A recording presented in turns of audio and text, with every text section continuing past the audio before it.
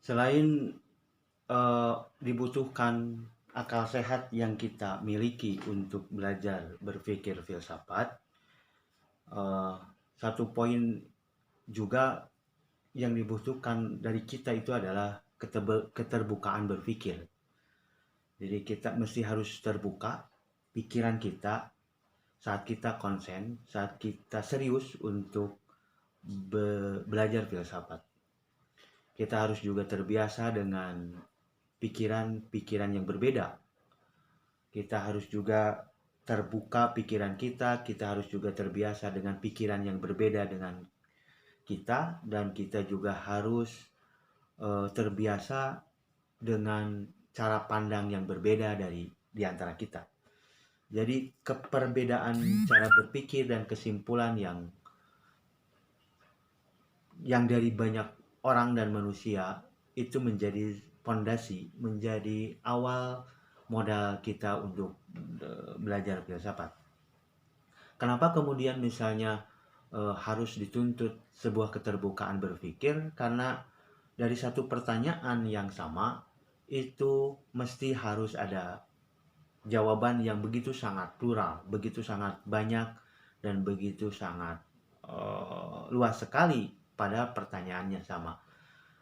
Yang Anda ketahui misalnya, yang Anda telah baca di literasi sejarah munculnya tradisi filsafat Yunani, pertanyaannya sama dari sejak zaman Thales dan hingga ke abad Socrates, Aristoteles, dan Plato.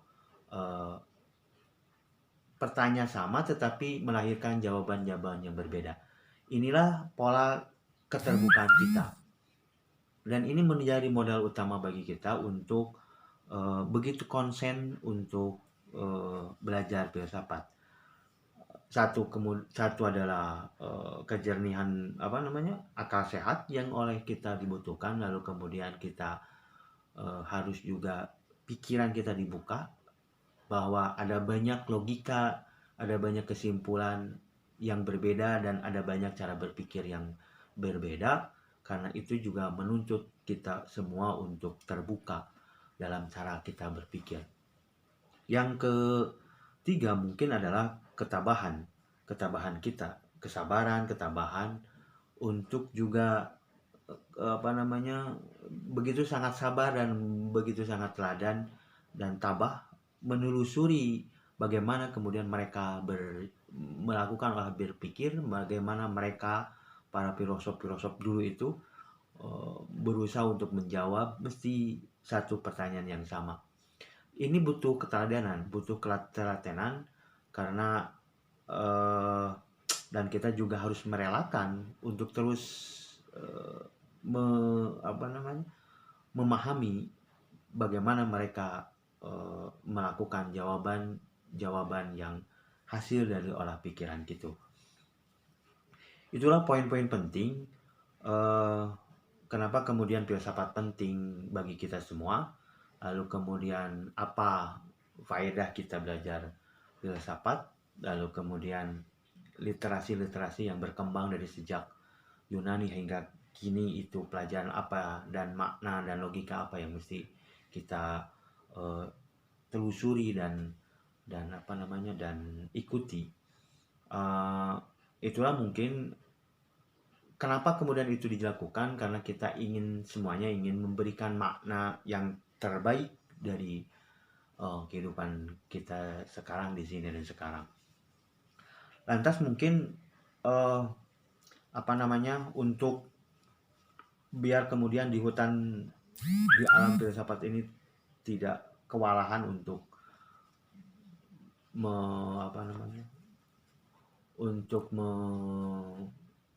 untuk beberapa literasi, misal bisa kita baca buku-buku pengantar filsafat yang ada kaitannya dengan mata kuliah ini. Misalnya ada buku histori filosofi, itu sejarah-sejarah filsafat dari sejak zaman Yunani kuno hingga abad modern. Itu kalian juga bisa baca itu, History of Philosophy misalnya. Terus kita juga dibutuhkan untuk membaca buku tematis filsafat. Banyak yang beredar di buku, di toko buku, di di perpustakaan online dan offline, tentang epistemologi politik. Atau juga kalian boleh baca bukunya Alam Pemikiran Yunani Muhammad Hatta. Itu sangat bagus sebagai pengantar di dunia alam filsafat. Buku-buku itu sebagai penunjang bagi kita untuk setidaknya mengetahui literasi awal bagaimana orang-orang filsafat sejak dulu berusaha untuk berusaha untuk membangun ranah-ranah berpikir filsafat itu. Di buku Alam Pikiran Yunani misalnya Muhammad Hatta, yang konon buku itu ditulis saat Muhammad Hatta dalam keadaan terpenjara. Muhammad Hatta ingin, walaupun jasad di penjara, tetapi pikirannya begitu sangat melesat.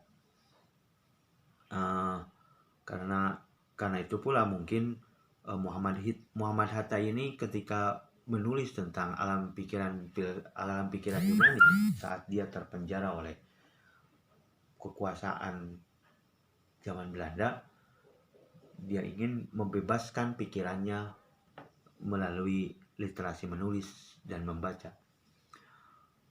Dia terinspirasi, buku ini terinspirasi awalnya misalnya sama Al-Ghazali.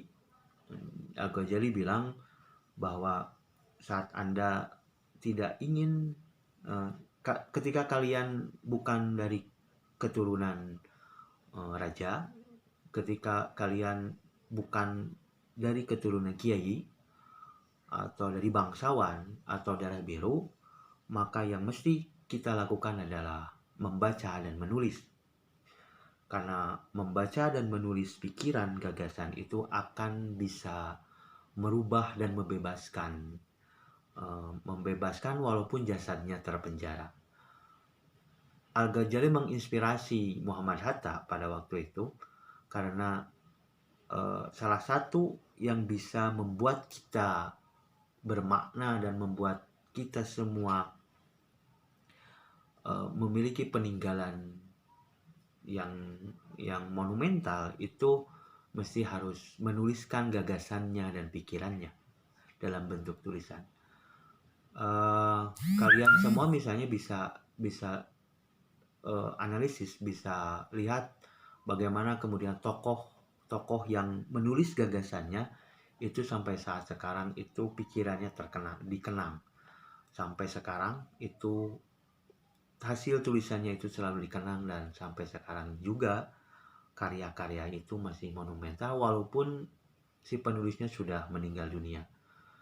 Maka Al-Ghazali bilang, ketika kalian bukan lagi menjadi bagian dari anak raja, bangsawan atau kiai, yang mesti harus kita lakukan adalah membaca dan menulis. Membaca dan menulis itulah yang kemudian dalam Muhammad Hatta itu diimplementasikan dalam bentuk literasi menulis filsafat. Dia berusaha untuk menjawab persoalan-persoalan filsafat di abad Yunani kuno. Lalu kemudian dalam buku itu Muhammad Hatta menggambarkan bagaimana persoalan filsafat di abad modern dan lain sebagainya. Sistematis Muhammad Hatta dalam pikiran pikiran filsafat pemikiran Yunani alam itu, dan buku itu saya anggap itu sangat bagus sekali untuk mengantar kita pada belajar tentang filsafat. Di abad pertengahan 14 sampai 15 Masehi misalnya ada filsafat Islam. Lalu kemudian abad pertengahan itu orang-orang muslim itu berusaha menyeimbangi pemikiran filsafat Yunani kuno. Dia menulis tentang filsafat Islam. Eh, Kajian dan temanya hampir mirip sama dengan tradisi berpikir Yunani, tetapi konstruk analisis pikirannya berbeda. Sintesa yang dikembangkan dari filsafat Islam itu berbeda. Lalu kemudian ada buku modern, misalnya Petualangan Intelektual. Buku itu cerita tentang filsafat modern, mulai dari Descartes sampai Nietzsche. Lalu kemudian Barthes juga menulis tentang sejarah filsafat kontemporer. Barthes juga yang disebutkan Canisius juga menulis tentang filsafat klasik, kontemporer, dan banyak lagi literasi buku yang mendorong kita untuk mengetahui apa itu alam filsafat, mulai dari sejak dulu sampai sekarang, dan kemudian bagaimana implementasi dari berpikir filsafat itu.